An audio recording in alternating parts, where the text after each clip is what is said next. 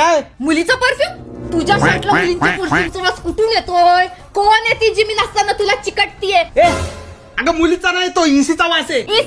इसी मुलींचा परफ्यूम लावतो का? अगं माझी आई म्हणजे ईसीची गर्लफ्रेंड लावते परफ्यूम, मग ती ईसीला चिटकते, ईसी मला चिटकतो, मग थोडा वास लागतो एकमेकांना. ठीक आहे.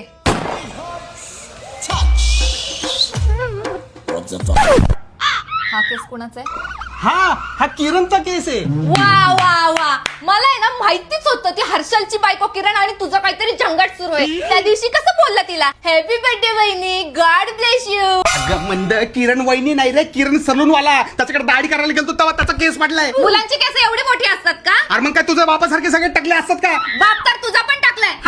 भाई आतापर्यंत एवढा लव्ह स्टोरी पाहिला ना, पण आता कळतंय माझी प्रार्थना खरंच खूप बेस्ट आहे रे.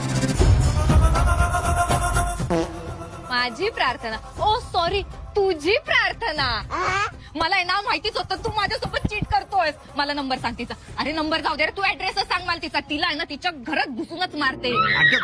अगं ती मुलगी नाहीये ग, तो नवीन मराठी चित्रपट आहे, अकल्पनीय प्रेम कथा माझी प्रार्थना. अच्छा, मूवी बद्दल बोलतोय का? मग त्यात काय एवढं कौतुक करण्यासारखं आहे? हे लव्ह स्टोरीचे पिक्चर तर सारखेच येत असतात, यात काय वेगळं आहे?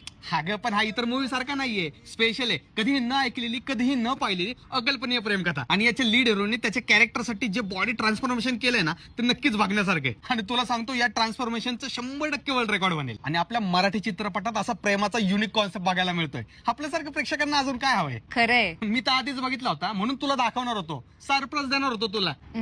सॉरी. एक मिनिट, पण पहिल्यांदा तू कोणासोबत पिक्चर बघायला गेला होतास? ते